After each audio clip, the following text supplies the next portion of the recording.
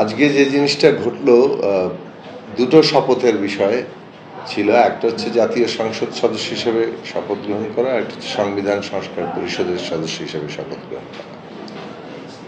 তো এটা ওই যে আদেশ যেটা তৈরি করা হয়েছিল গণভোট এবং ক্ষেত্রে, সেই আদেশের মধ্যেই এই বিষয়টি ছিল। কিন্তু আমরা তো এটা ঠিক যে আমরা গণসংহতি আন্দোলনের পক্ষ থেকে প্রথম সংবিধান সংস্কার পরিষদের দাবি তুলেছিলাম 2023 সালের 28শে আগস্ট আমাদের যুগপৎ ধারার আমাদের গণতন্ত্র মঞ্চের সমাবেশ থেকে আমরা এই প্রথম এই দাবিটা ওইভাবে সামনে আনি যে আগামী নির্বাচনটা একই সাথে জাতীয় সংসদ নির্বাচন এবং সংবিধান সংস্কার পরিষদের নির্বাচন হবে।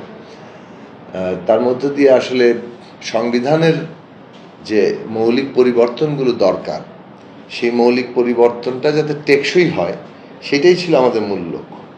কেননা একটা পার্লামেন্টে যখন 2/3 সদস্যরা একটা সংবিধান বিভিন্ন অনুচ্ছেদ কিংবা ধারা পরিবর্তন করতে পারে, কিন্তু সেই পরিবর্তনটা আবার আদালত কর্তৃক চ্যালেঞ্জ হয়।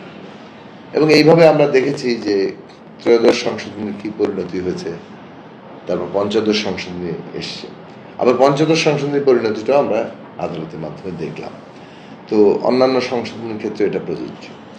এইবারে যে সংবিধানের সংস্কারের প্রশ্নটি এসছে, এটা মৌলিকভাবে অনেকগুলো বিষয়কে, সংবিধানের বিষয়গুলোকে স্পর্শ করে এবং তার ক্ষমতা কাঠামোগত যে চরিত্র বিদ্যমান সংবিধানে এখনো আছে, সেইখান থেকে একটা তাৎপর্যপূর্ণভাবে বদল, মানে একটা ক্ষমতার কেন্দ্রীভবন যেখানে আছে সেখান থেকে একটা গণতান্ত্রিক ক্ষমতার ভারসাম্য সহ একটা গণতান্ত্রিক ক্ষমতা কাঠামোতে যাওয়ার প্রশ্ন, এবং যেটা নিয়ে বিএনপি সহ আমরা সবাই মিলে আলাপ আলোচনা করেছি।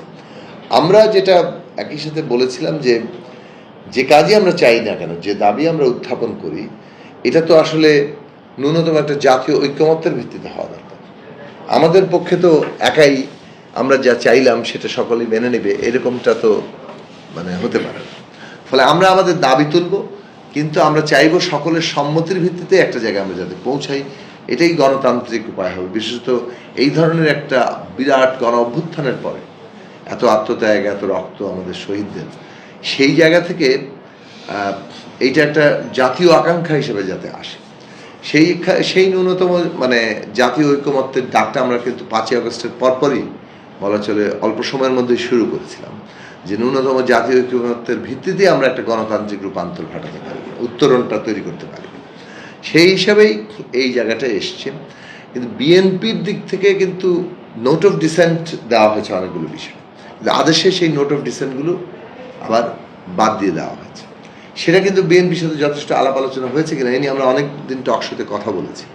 ফলে সেই জায়গা থেকে এটা বলতে হবে যে আমরা আমাদের দাবি দেওয়া যদি গৃহীত হয়, কিন্তু এটা যদি আরেকজন এটাতে তার নোট অফ ডিসেন্ট থাকে, ভিন্ন মত থাকে, তো তার ভিন্ন মতের অধিকারকে তো আমার স্বীকৃতি দিতে হবে।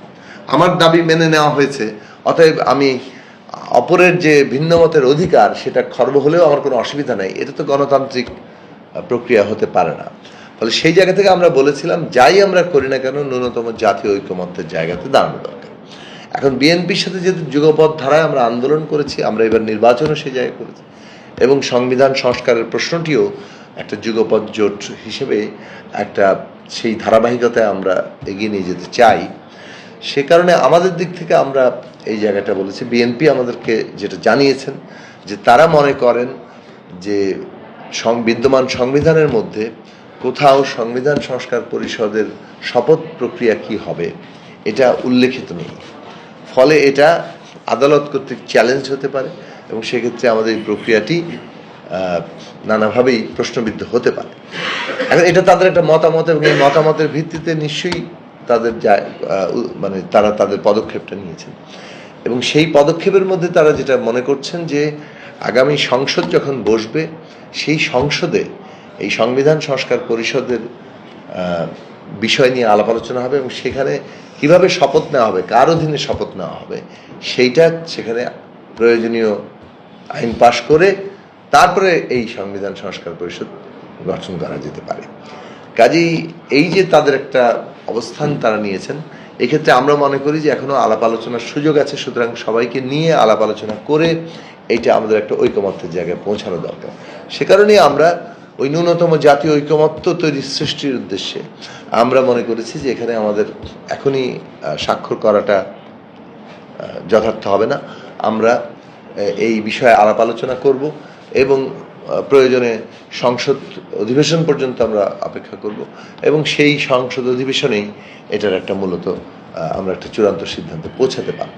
তো সেই দিক থেকে সংবিধান সংস্কার পরিষদ আমাদের দিক থেকে তোলা দাবি, আমরা সেটা প্রয়োজনীয় মনে করি এবং সেটার জন্য আমরা কাজ করব। কিন্তু একই সাথে আমরা ন্যূনতম জাতীয় ঐকমত্যের ভিত্তিতে এই জায়গাটা, এবং বিএনপি একই সাথে শুধু সংখ্যাগরিষ্ঠ দল নয়, তারা 2/3 সংখ্যাগরিষ্ঠ দল এবং তারা ইতিমধ্যে তাদের নেতৃত্বে সরকার গঠিত হয়েছে।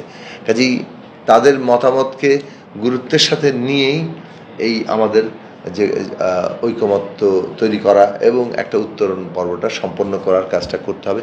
সেভাবেই আমরা একটা টেকসই পরিবর্তন আসলে আনতে পারবো।